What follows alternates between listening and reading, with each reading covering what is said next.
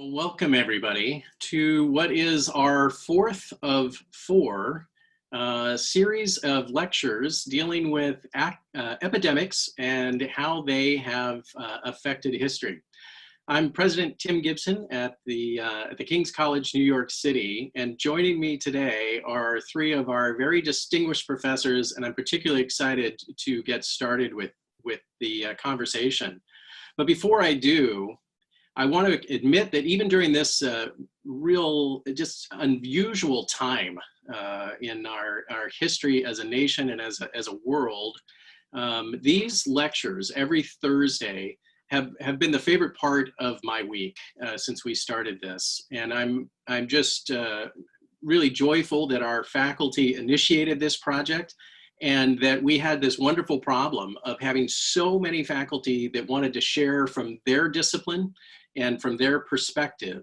And over the last 3 weeks, if you've joined us, we started with epidemics in several centuries ago and the impacts that those had. And then we moved forward to more modern epidemics. And then last week reviewed how the people of God have responded to epidemics. And so today, what we aspire to do is have a conversation around our current situation, our current circumstance, and what may be next as we look forward to what will be eventually in the rearview mirror, the COVID-19 and the coronavirus epidemic that we've watched unfold since the tail end of last year and the spring of this year.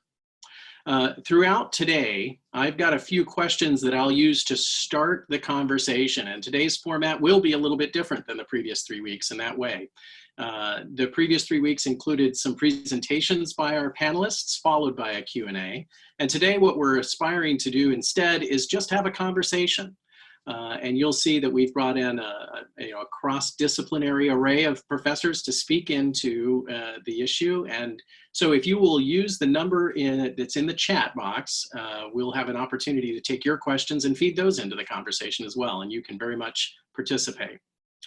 So let me introduce our panelists today. Joining us first is Professor Anthony Bradley. Anthony serves as the chair of our program in religious and theological studies. He is also the director of the Center for Human Flourishing and beloved by many of our students, both present and former. Secondly, Professor Alissa Wilkinson. Alissa teaches criticism, English and humanities for us at King's. She is a member of the New York Film Critics Circle, and most recently a member of the National Society of Film Critics, and she's also a staff writer at Vox.com. And then finally, Professor Brian Brenberg, our Executive Vice President and Chair of our program in Business and Finance, and most recently a Fox News contributor. So congratulations to Brian on that achievement, just as Alyssa's entrance into the National Film Critics Circle. So what we've got is our panel members who are not just in the classroom, but very much engaged in their craft. And I can't think of a better way to wrap up this series of on epidemics than to think a little bit about today and what may be next. So with that, let's get started. Brian, I'm going to ask you to be the first to speak into the issues of the day. Obviously, there's a lot of question about the impact of the coronavirus, not just on the global economy, but obviously closer at home here in the United States. It's been dramatic. Nobody can dispute that. The question will be, what's the economy look like as it comes back to life? What should we be looking for as markers that might be signs of encouragement or things that may motivate us to be a little more cautious about what our expectations might be? Sure, Tim. Well, first, thank you for the opportunity to be on this panel. It really is a pleasure, and it feels very timely to think about this question, obviously, in light of the news today that we had 3.8 million more first-time unemployment claims last week, bringing the number over the past 6 weeks to 30 million people making unemployment claims. These are just shocking numbers. Even for those of us who have been through a couple of recessions, these are shocking numbers. And so I think everyone's eager to answer the question, when do we bounce back? What does that look like? And I think the way I've been thinking about this is a little bit like an economy that's been holding its breath really for 6 weeks. And in some ways, that's what the economy has been doing. And the numbers we're seeing are really showing us that it's getting close to the point where we're at risk of it passing out. And I think we're just now getting this moment where some economies are beginning, state economies, local economies are beginning to come back online. And so that's going to relieve that pressure just a little bit. And I think as the economy exhales and then takes a big gulp this summer, you're going to see some good economic data. There's just no question about it. From a period of shutdown to something else, the something else is going to look good. But I think the real question is, from a longer term perspective on the economy, what happens this fall? What happens in the wintertime? Businesses will start to come back online this summer. They'll bring employees back. They'll start to invest again, just a little bit, I think. But then they're going to look ahead and they're going to say, okay, COVID-19 is going to bounce back in some way this fall, this winter. We don't know how big, we don't know how severe. But the question from an economic standpoint is, how will we react? Will it be similar to what we've done over the past 6 weeks? If there is a threat that we shut down economies as we have done, then I think much sooner than this winter, businesses start to plan for that, which means they're not going to be hiring the way we'd like them to. They're not going to be investing the way we like them to. So I think one of the biggest questions is, do we have a different strategy when COVID-19 reemerges in the winter? Is it more targeted? Does it take into account the data we've gotten about who's most affected, who's most at risk, and how we can handle the spread? To the extent that we get a credible plan around that, looks a little bit more targeted, then I think you have a better chance of the recovery being sustained. You have something that looks more like a V.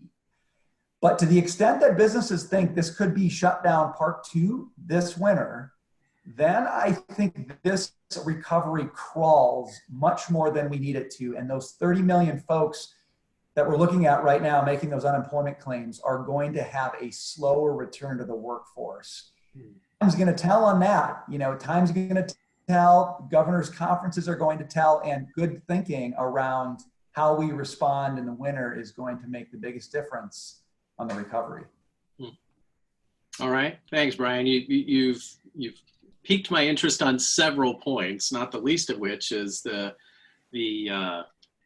knowledge that hiring will be impacted, and we're a little more than 10 days away from commencement for our graduating seniors. And so that'll be something that we're going to want to come back to later in this conversation. But Alissa, let's think through your expertise is remarkably notable, obviously, with regard to film and entertainment and those kinds of things. So thinking of an industry that has been dramatically affected, several of us who are MCU fans are disappointed. And I'll have to confess, there was some excitement about the fact that there was going to be another Top Gun. One of a follow-on sequel to the best Air Force recruiting movie that we never made. And so that obviously has been delayed.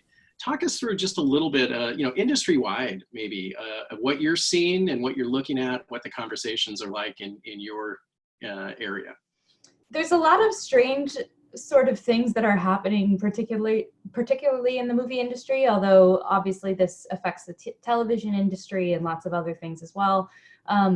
One big part of it is that in order to make a movie, you have to put a lot of people in one place. And right now that's impossible. And even as maybe testing capabilities are kind of ramped up to a reasonable level and we start to have a way for people to gather more safely in places, it's still going to be slow going. There's still going to have to be a lot of just basic things like cleaning spaces, right, in order for people to be able to work.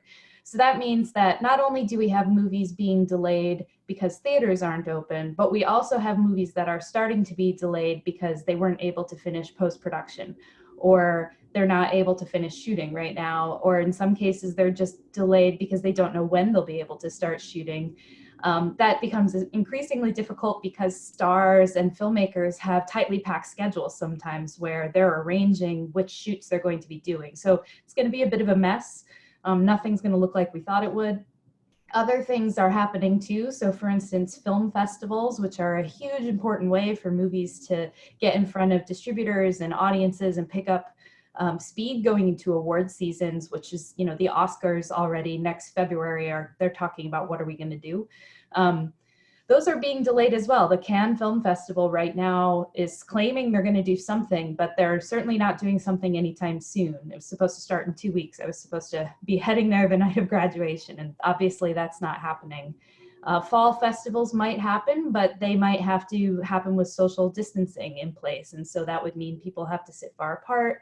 You can put fewer people in a space, all of those things. And then of course, just the basic stuff that most people are seeing is film, theaters are shut down for the most part, unless you're lucky enough to have a drive-in near you. There aren't movies to put in those theaters when they reopen. So right now, the first major tentpole release that hasn't yet been moved, although I think it will be, is a Christopher Nolan movie in the middle of July. So even if theaters were to open tomorrow, there'd be almost nothing to put in the movie theater, which is how people are enticed to come in. This is actually not the first time this has happened due to a pandemic in the film industry. So the 1918 pandemic did actually happen when the film industry and Hollywood were a big part of the economy and a big part of people's lives. And they shut down theaters back then. The big difference was that those theaters, that was happening in a time where we didn't have digital releases, of course. And so there was no way for smaller films, which did exist back then, and independent films, to be released to the public.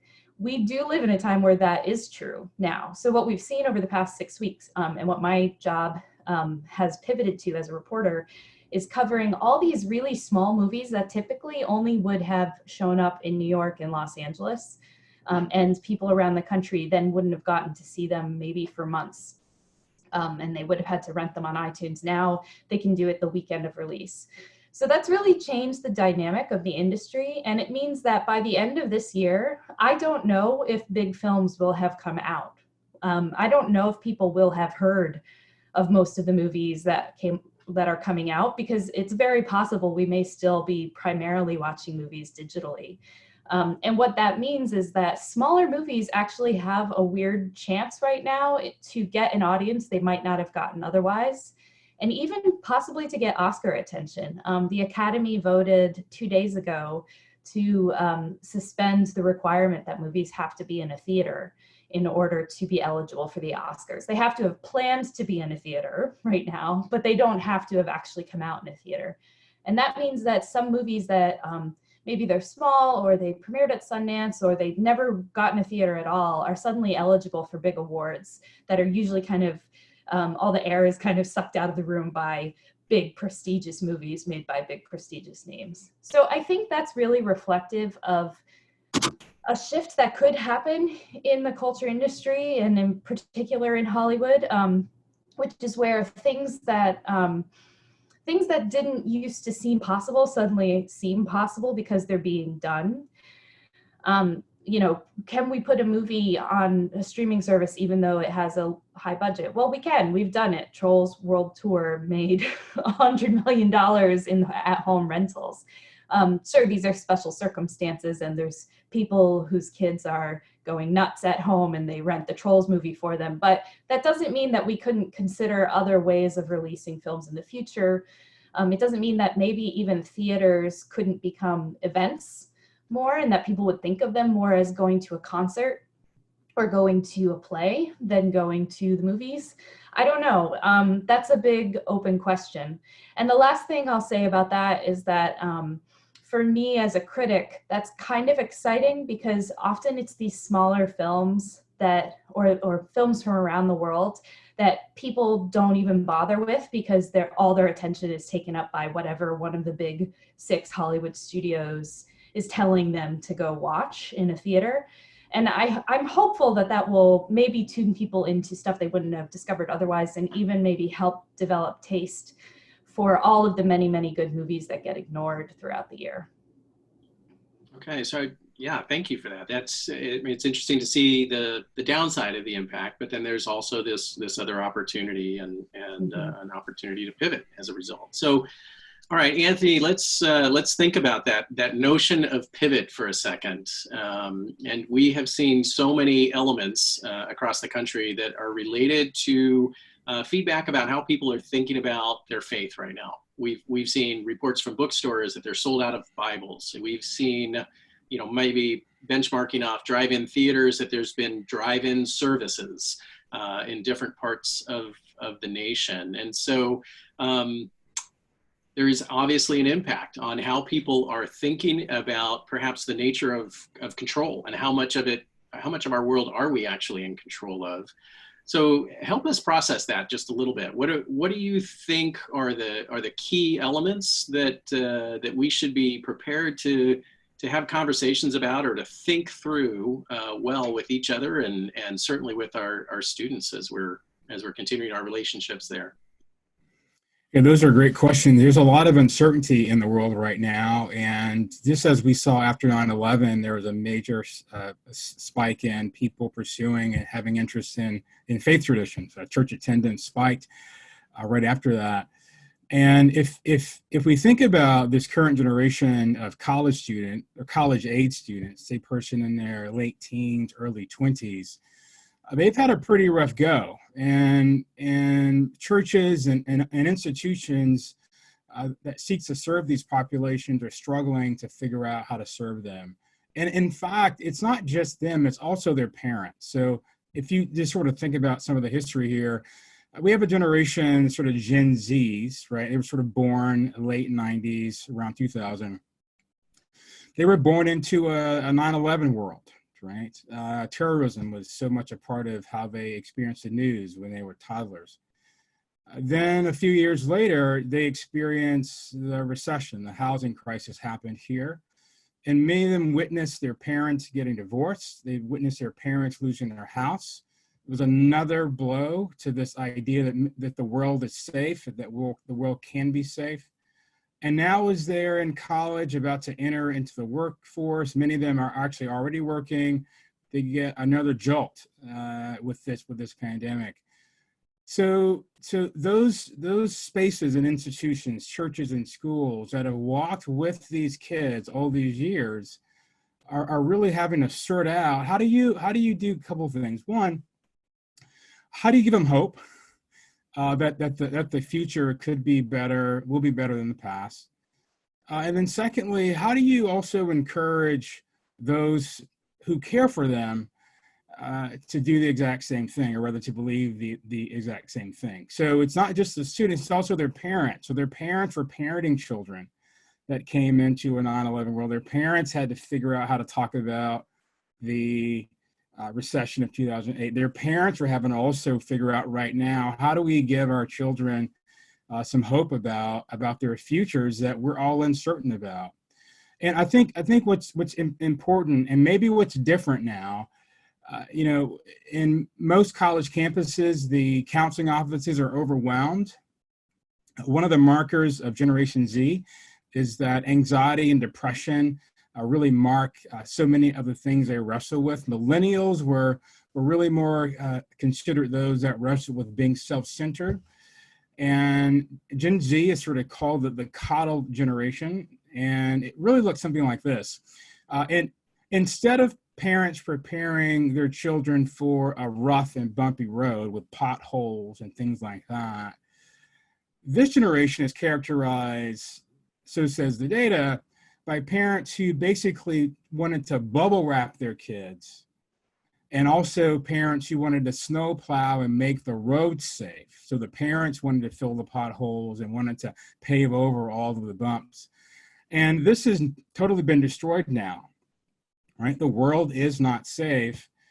And so how are we going to prepare this generation and their parents to sort of walk through this next season with the reality that maybe the best thing we can do for each other is prepare one another for a really rough and bumpy road, rather than trying to make the road smooth and safe, to assume that in the future, there's going to be some major potholes. And so we need to do whatever we need to do to get each other ready to sort of lock arms and support each other as we encounter these potholes that are most likely sure to come. And as Professor Brenberg mentioned, this might come back in the fall, right?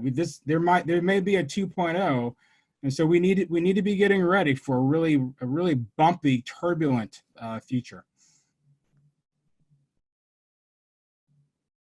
Okay, that's a great opening round, and my metric here is how many questions are coming in as a result. So I think you all have certainly sparked some interest. So let me turn to some of the questions, and we'll see where the conversation turns next. And so this one's a little bit longer, so I'm going to read elements of it, and it's directed to you, Professor Wilkinson. It says, we've seen instances of the idea of truth being concealed or information being slightly confusing, namely the fact that there are extremely loose guidelines in relation to COVID cases, death counts, things along those lines, that we're not certain whether or not those counts can be considered reliable. And so this seems like a problematic element in our postmodern world. And how should we be living and thinking in that context as those who want to filter wisely? Yeah, this question is definitely coming up because of the postmodern world class that I teach every semester. I'm teaching it right now. Often, one thing that we discover in that class is that while truth is real and absolute truth does exist, our perception of it is funneled through a filter we all carry around with ourselves, which is maybe a set of commitments we have, the world we grew up in, the experiences we've had, the family we come from, the background we come from. All of those things tend to affect what we count to be true, even if we believe that truth exists. And so I know that this has been a major problem, especially as someone who does work in media and tries to think a lot about how do we build trust and find the most correct information to give to people, rather than letting our perception of what correct information is be controlled by other interests or other people outside of ourselves based on whatever it is that they're trying to do, right? So this is a hard one. I think it is true, however, that we have to remember that there are a lot of people who are working very hard to get the right information out there, and they have a limited access to the right information because of the nature of this thing.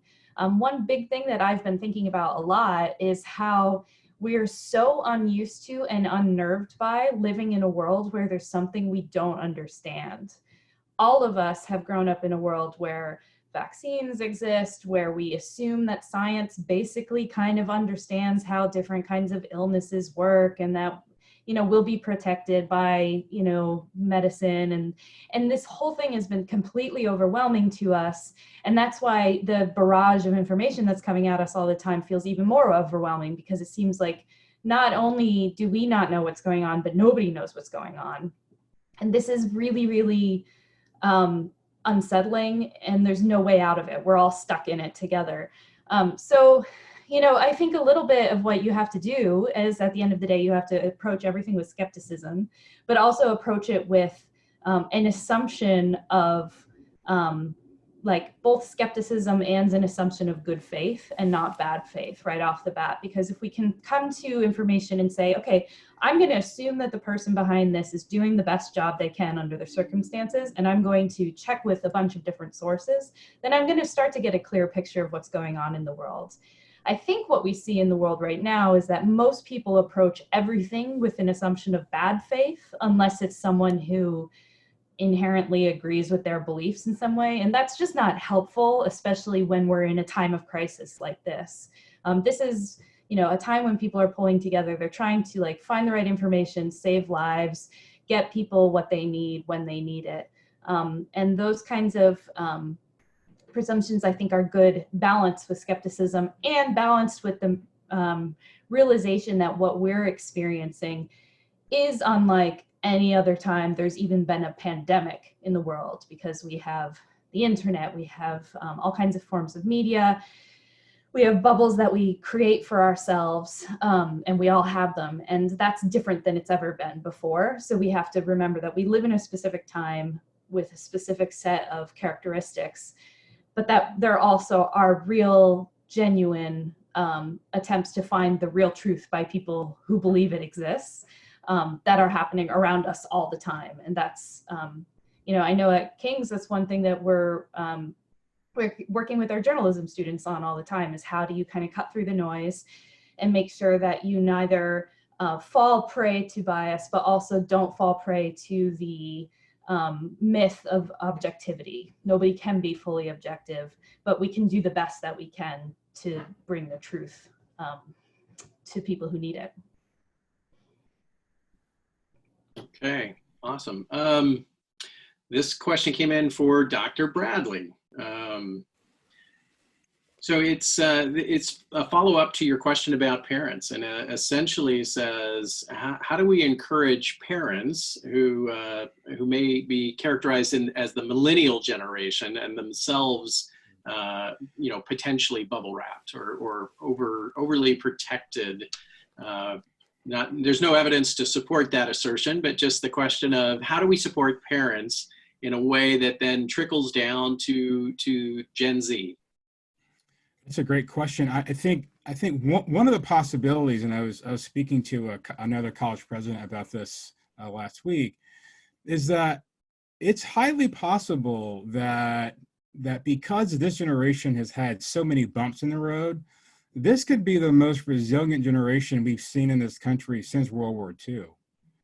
And so we might not need to worry about them as much as we might think, because it's now been confirmed again and again and again, the world isn't safe. It's not going to be easy. And perhaps the best thing to do is to prepare for things to be challenging, to not take things for granted. And so I think for parents, it's important, I think, to encourage them to be truthful about how hard life is, and to not give pat answers, to not hide reality, to not sugarcoat things or glaze these hard realities over, but to be honest, right? I mean, I think we can say that World War II generation had a certain realism about the way things were. It's not that they weren't optimistic, but they were certainly more measured and I think more humble with their expectations about the future. And I think the extent to which parents can release some of the fairy tale assumptions about the way the future might be, it might actually reduce some of the anxiety and take the pressure off to try to imagine a future for your children that doesn't involve suffering or struggle. There has never been an aspect in the whole of human history where people's lives don't interact with suffering and struggle. That just doesn't happen. And we failed, I think, a generation where we've positioned them to think that that's actually possible. And I think now the pressure can be off, right? There's no reason to sort of create a narrative where that's possible. And I think parents can really sort of tap the brakes on some of those expectations for themselves and their kids. Okay, well, thank you for that.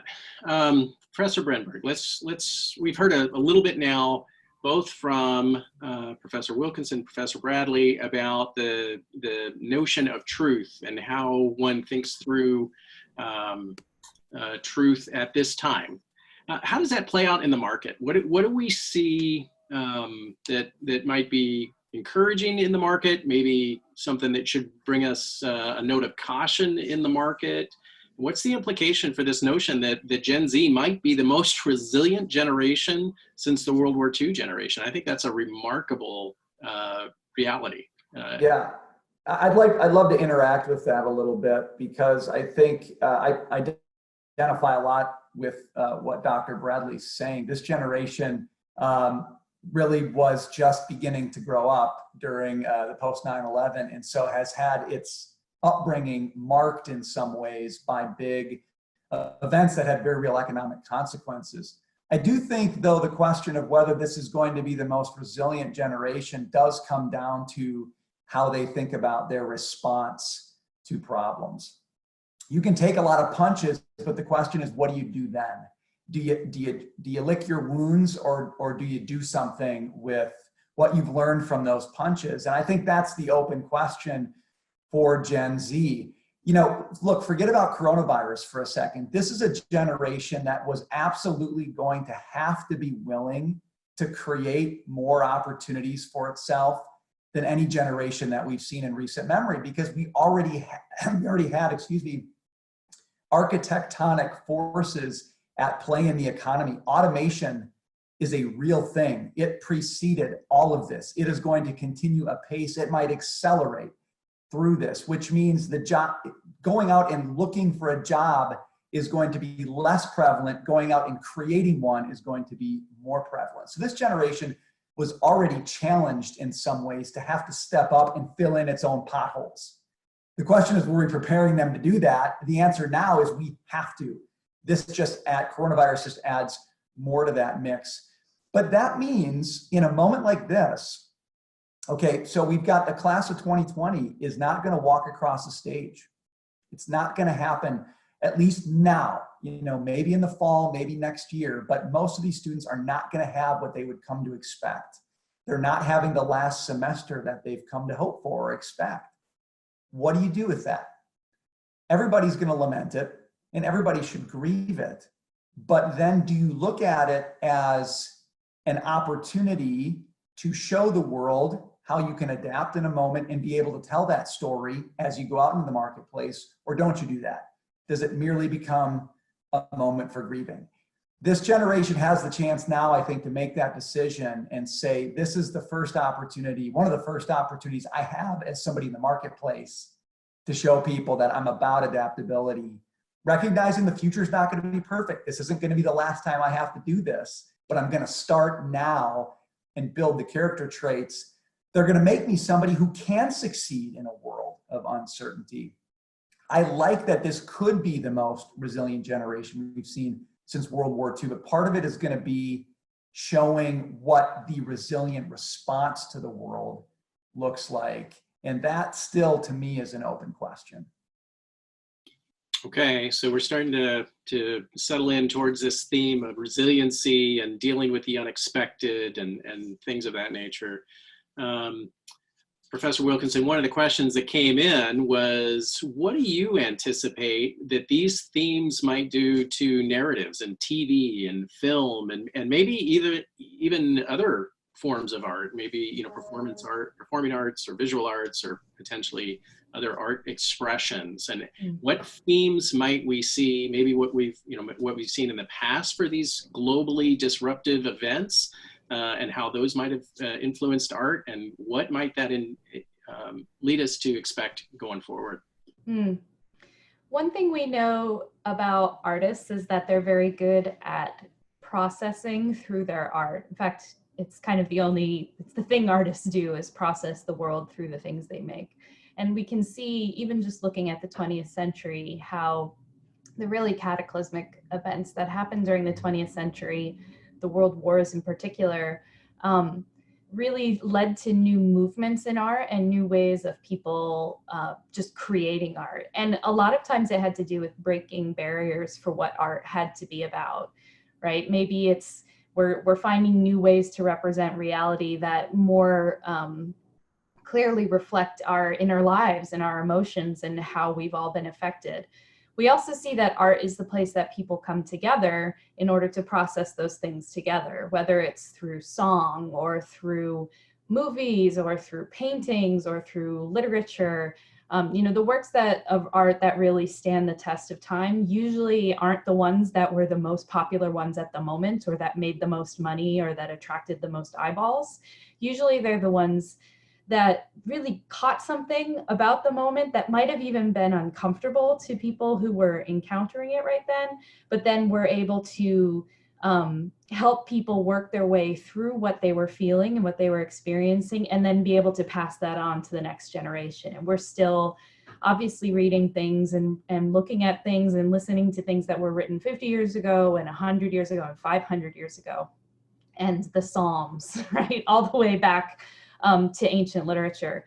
So I think that we can expect to see that again. I think that, you know, almost the first thing that any of my critic friends and I were talking about was, oh, what are the movies going to be like in 2 years about this? Because there's a bit of a lag, and so it takes a while for any kind of story or event to show up in the movies. And one thing that's interesting that happened after the 1918 pandemic and then World War I was the theaters did eventually reopen. People were going to the movies, but right after the war ended, they didn't want to see movies about the war anymore. They wanted to move in a different direction. Right? There just became something nobody wanted to see a movie about. And so there's a lot of talking right now about whether we'll even really want to see. I don't think we're going to want to watch movies about pandemics at all. Maybe I'm wrong, but I don't think I am. But we will want to think about what the effects have been on us. And I think the biggest thing right now, and I'm kind of glad to see this as a person who really thinks a lot about what makes us humans, being not just what we think, but also that we exist in bodies, material places, all of these things are stitched together in who we are. People have really been feeling that because we're forced to interact through these screens all the time, and we're forced to educate through them. And we know this doesn't feel right. We can do it, but it doesn't feel right. People really want to go to a movie theater and sit in the dark with a bunch of strangers because it just feels like something different than sitting in front of your TV. And people are doing this all the time, right? They're breaking rules and doing things that might be unsafe in order to be with other people. So I think that one thing artists will be processing is that need to be with one another, and to be with one another in a way that's not safe, to be with one another in a way that like emphasizes our humanity. And I'm hoping that that's something we'll really be picking up on. One genre that's always been really good at this is science fiction. Another one that's always been really good at this is horror, just sort of these genres that really think about what it is to be human and what is fundamental to human existence. And I think we'll see a lot of new work being produced in those ways. And then I think a big third category will be people dealing with the kind of structural problems and injustices that something like this unearths, not just in our country or even in our local areas, but all over the world. I think you'll see a lot of art being made, as you already were, but you'll see even more art being made that tries to grapple with those realities and tell those stories in ways that we can all understand and start to think about and reimagine the future. Because if there's anything that art does really, really well, it's help fund our imaginations and give us pictures and visions of how the world could be. And I think artists always lead the charge on that. And so the great art coming out of this time will be re-envisioning what we've been through, who we are together, and what the future might be. Okay. Boy, there's so many places we could go from there. But Professor Bradley, I'm going to go to you next. Let me ask this, and it's come in a couple of different formats through the questions. But so we just heard a little bit about the importance of connection between people, and a few weeks ago we heard from Dr. Carl about how faithful priests during the Black Plague, who were serving their congregations well and faithfully, were themselves victims of plague at a later date. Like all of you, I know several people who have been affected by the coronavirus. Some who were in fact pastors who have now passed away for exactly that same faithful behavior.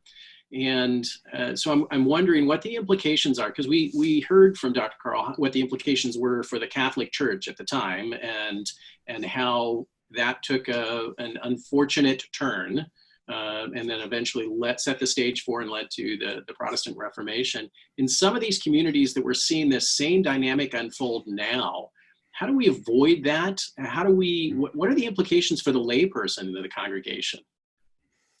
That's a great question. I think one of the advantages of today is that we have a lot of technology and we have options, right, that we didn't have during the medieval era. And so there are actually creative ways that people can stay connected and practice their faith that don't necessarily require a lot of face-to-face interaction. And what we're seeing is that pastors have had to negotiate wisdom and risk and piety, right? They've had to sort of find some sort of mediation between those things. And some pastors have really struggled with how do I keep my people connected to their faith, to each other, to the sacraments, to the means of grace during this pandemic. And what we've seen, and this has really been extraordinary, is the creativity that's come out of that, right? I mean, we've seen some pastors, people can do drive-through communions. Some pastors will have small groups come in front of a church, social distance, and they'll have communion together. There's some pastors who are continuing to do sort of counseling via platforms like Zoom. Those sorts of things didn't exist during the medieval era, and so that creativity has been really, really extraordinary to watch. There are pastors, though. I mean, if we think about some of the disparities that Alissa mentioned, there are some pastors that pastor in communities that are affected by this in completely different ways than others. And so it's not that pastors who have shut down and who have closed off community are being unfaithful or maybe less pious. They may be exercising more wisdom because they may have a congregation of people that are more at risk than other communities, right?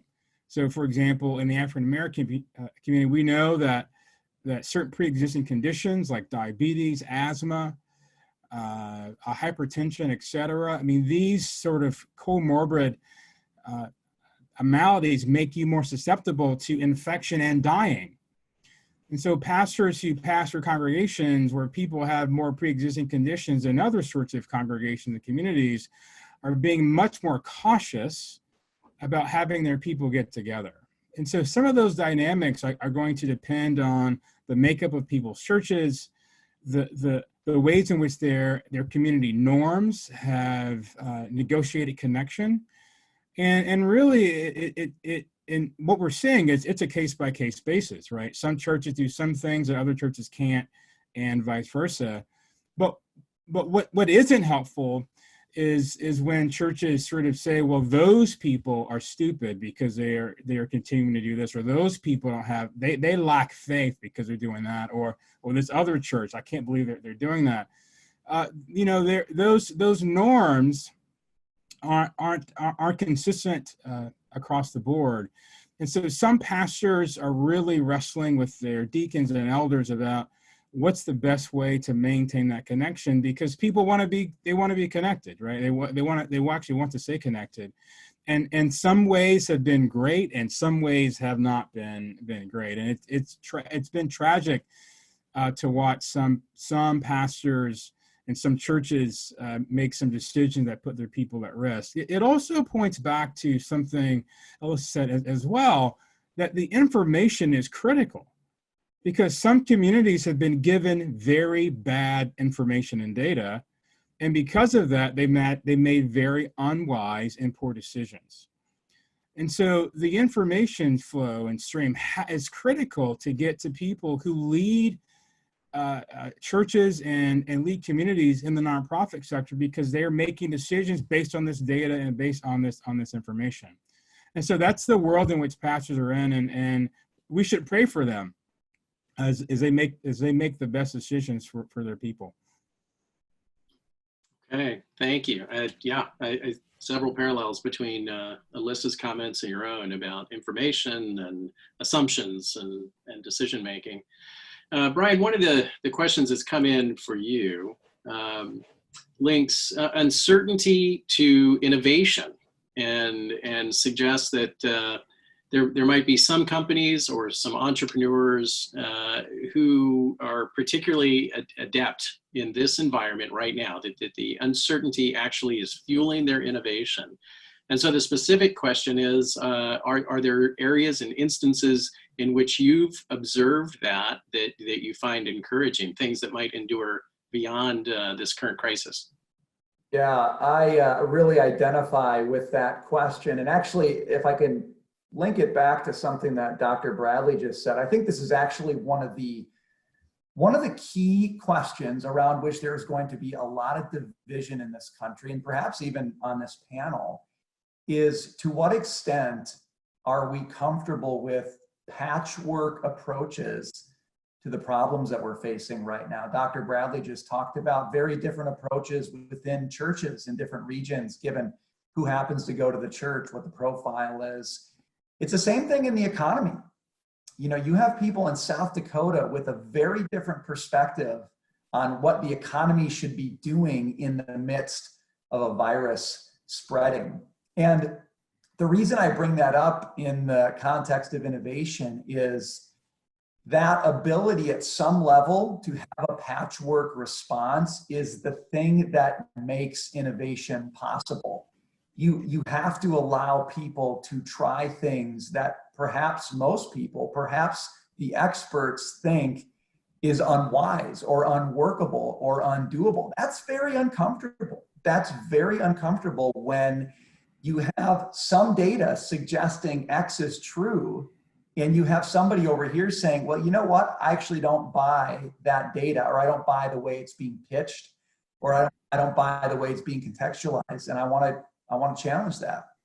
And you know, if you look at the economic discourse right now, that debate is very prevalent. Just as Dr. Bradley said, you know, one church is saying to another church they lack faith, or to another church they're not being wise. Same thing happening in the economy with people saying, I need to go back to work and I can do it safely.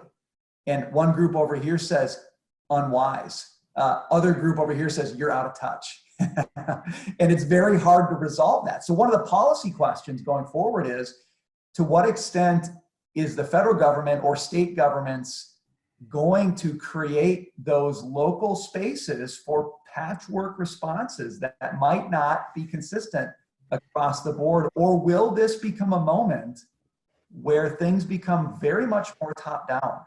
And if that's the case, it doesn't mean you're not going to get innovation, no, but it's going to be a very different process of innovation, and you're going to lose some of the organic, innovative thinking that has often characterized really great innovations in this country.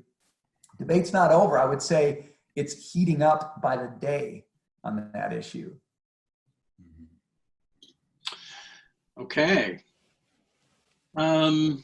Let's see, this question has to do with economic influences on institutions of faith, so specifically churches, but the idea being, if folks aren't able to work and earn an income, then how is it they're able to, you know, how can they continue their tithes and their commitments in that way?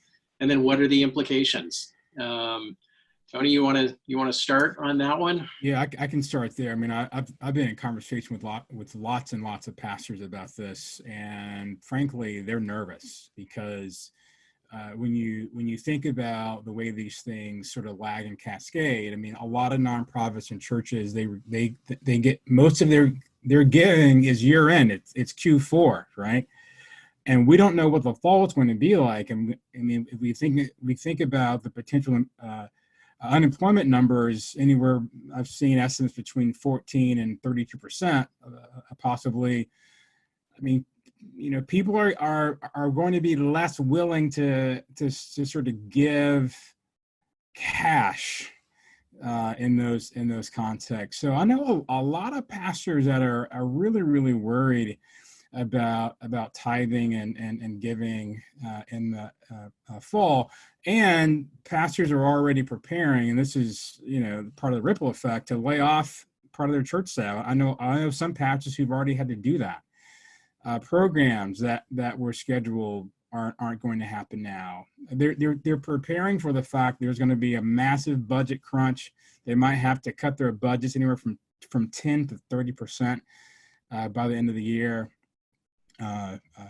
because of this. Now, here's an interesting historical fact. During the Great Depression, and soon after that, giving actually increased.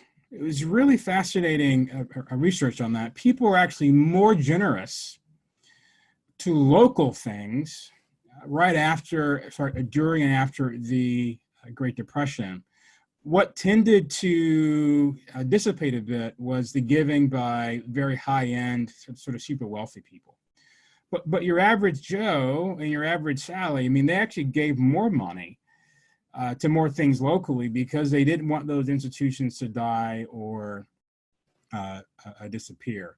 Now, we're going to see some disparities there as well, right? And so basically, at least in the church context, we're preparing for this right now.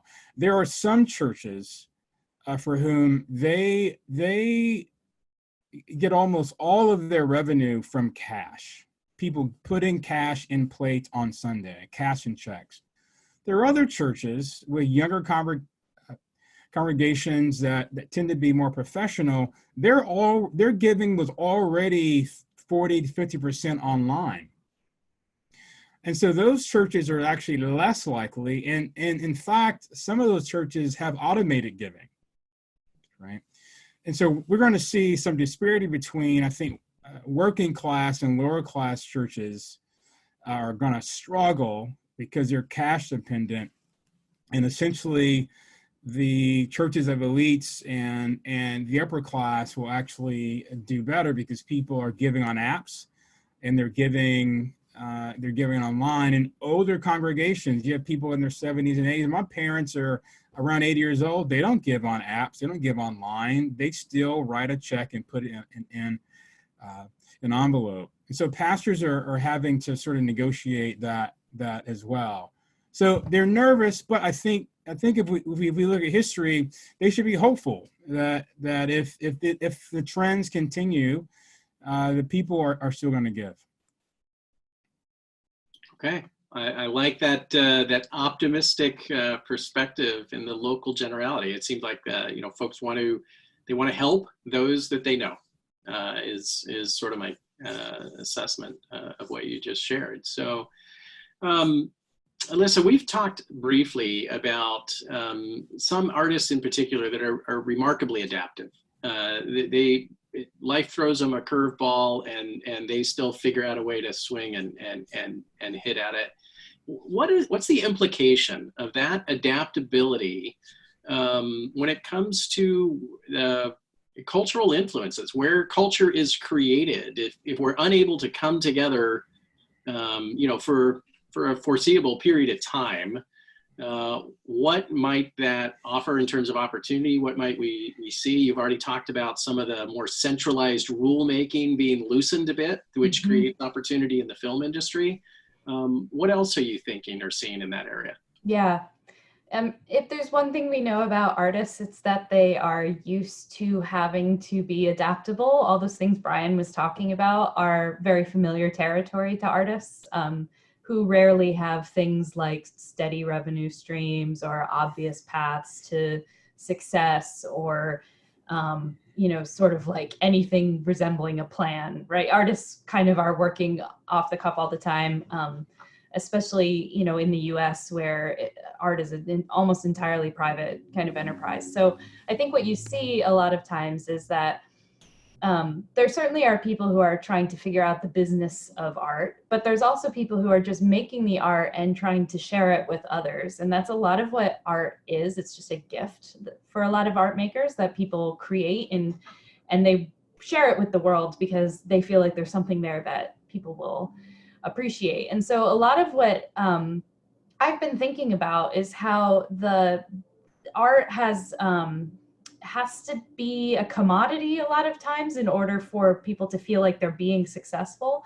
And that requires playing out on a national stage, being in national centers, all those things. And those things are so good. I mean, New York is a great city for artists, right? Los Angeles is a great city for artists.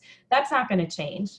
But what might be true is that the importance of local art centers may grow. I think it will grow during this time. I talked a while back to a bunch of artists who and arts administrators and people who work with artists who talked about how the arts create pathways throughout the country for people to move along and for people to share experiences between communities and within communities. So they're kind of like road builders.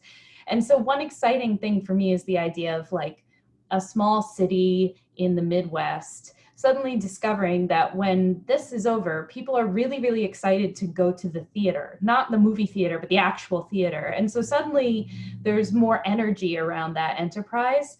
And one really exciting thing about, for instance, local theater groups who I talk to sometimes is that they can find programming and they can find pieces that speak to the needs of their community specifically, and they can mount it with people from their community. It's a community talent, it's a community pathway, it's a place for the community to gather.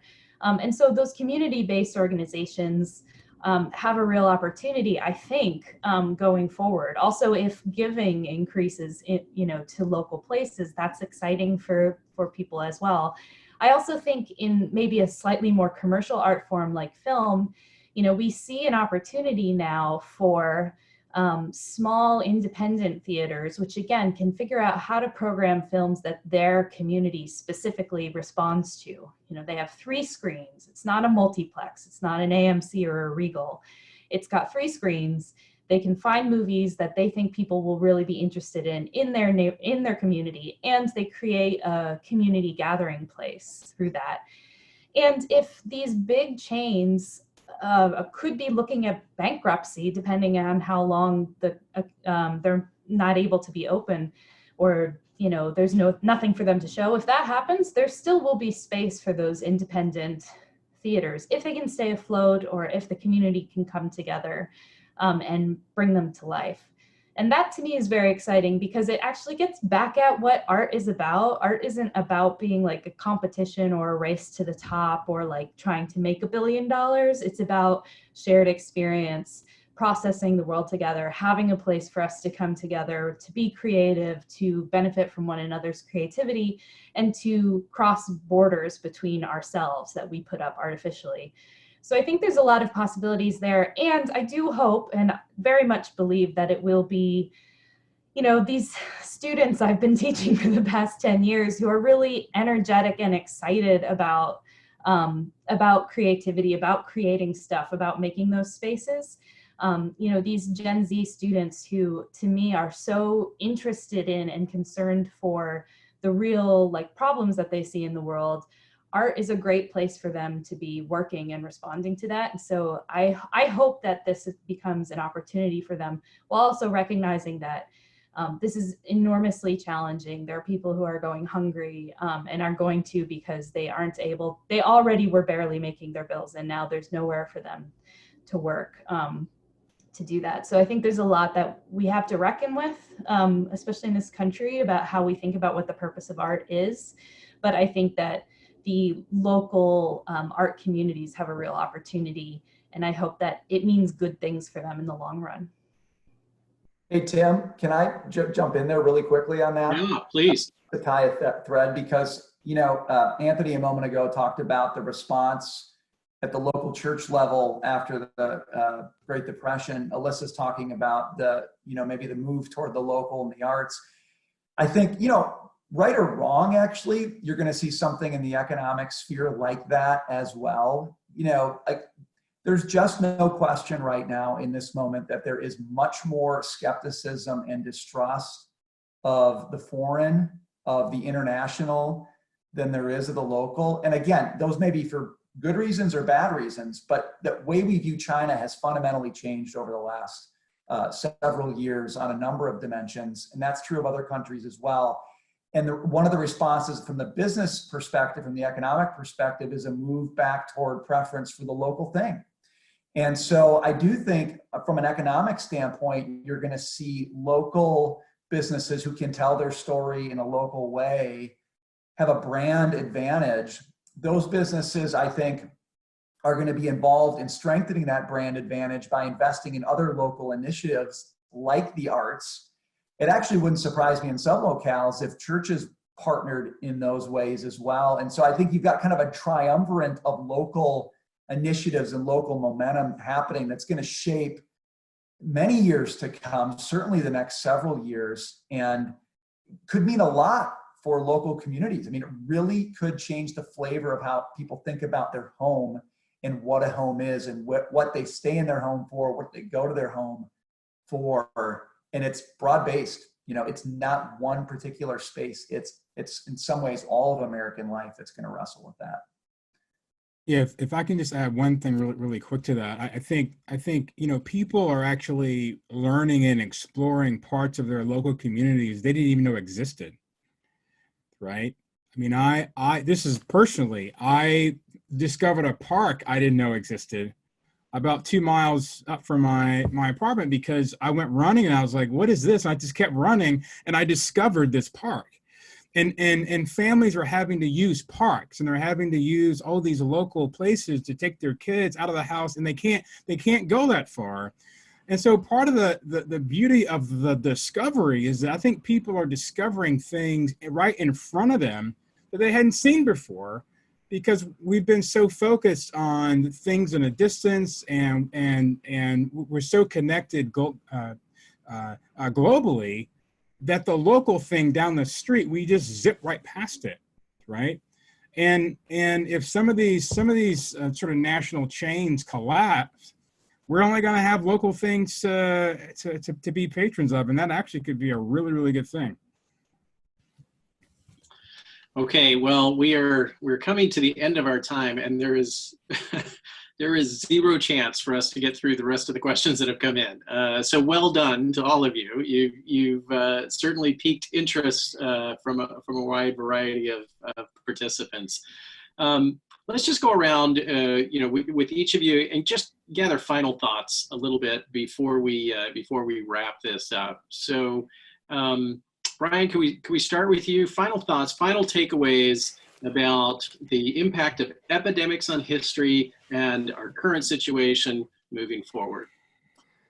Yeah, well, again, thanks for the opportunity to do this. And you know, what struck me, I'm a learner in this conversation, just like anybody watching it. And one of the things that struck me, and I had a sense of this beforehand, but I think it's really been driven home here, is if you want to understand the effect of something like COVID-19 on any particular sphere, what you find out pretty quickly is you've got to understand its effect on other spheres. The fact is, the spiritual temperature in the United States is going to affect how people think about work. You know, I'm the economist guy, but your spiritual temperature affects how you think about work. And you know, what you're doing in the marketplace and where you're doing it and with whom you're working and the problems you're facing are going to affect and influence the way we express and view those problems through art and culture.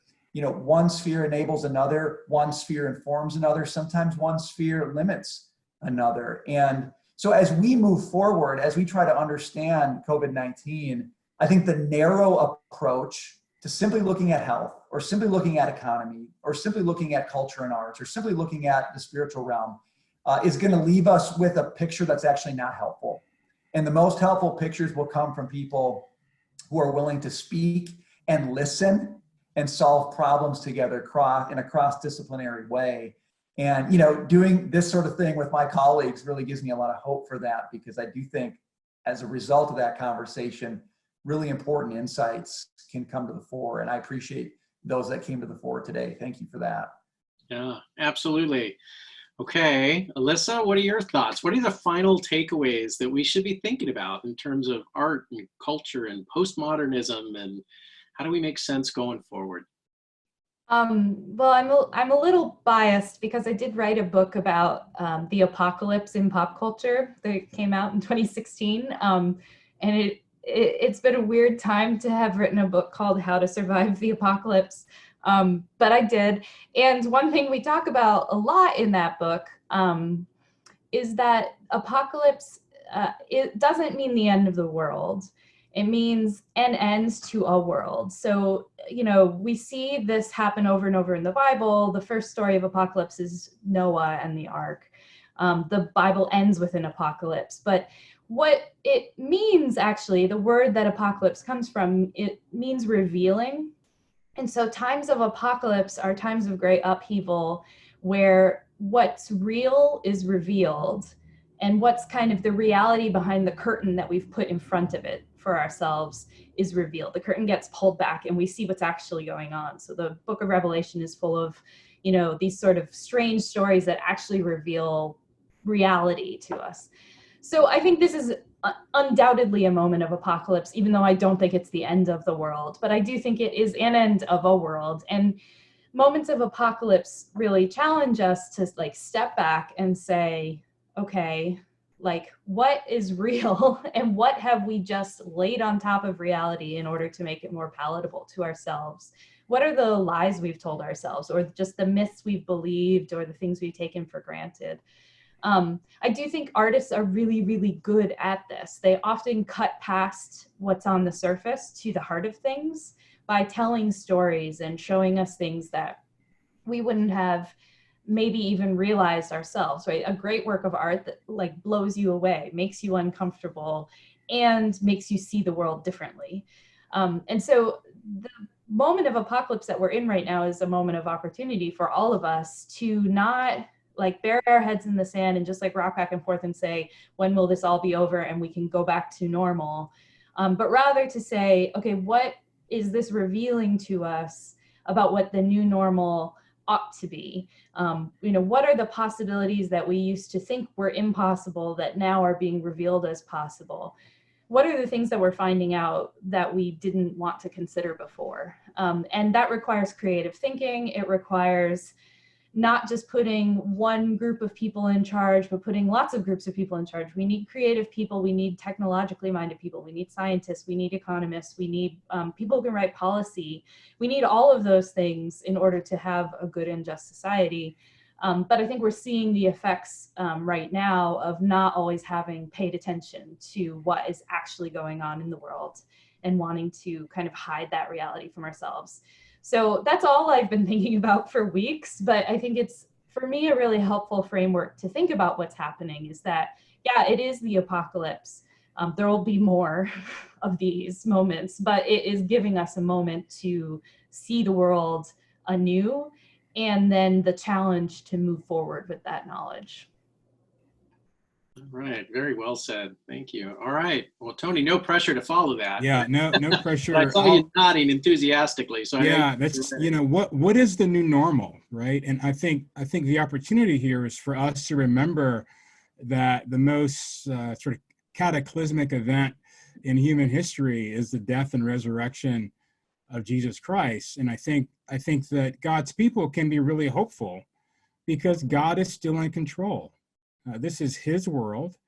And although we can't see what he's intending to do with all of this, we know because of the resurrection that God intends these things for his glory and our good. And so we can really rest in hope that although we're not in control and we can't sort out all of the contingencies, this is not beyond God's capacity to repair, redeem, restore, and make sense of. And so we lean into the resurrection for hope that the Lord is going to do whatever he intends to do as he strips away those things that have maybe perhaps clouded our visions of reality, that we can perceive a new normal that's more consistent with what he intends this world to be.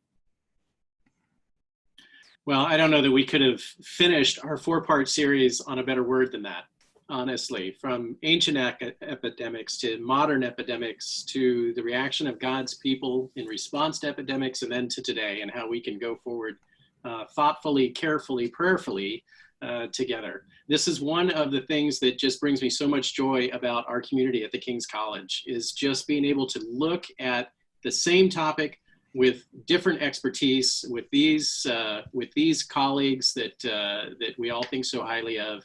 And I appreciate you all so much investing your time and energy to describe your perspectives so effectively today. And for all of you in the who have tuned in on this particular series over the last 4 weeks, I think you'll agree with me that there was a great deal of learning that's happened throughout, and that it was a very worthwhile part of your day. I think you can see why I look forward to Thursdays. They've become my favorite day of the week in the last month.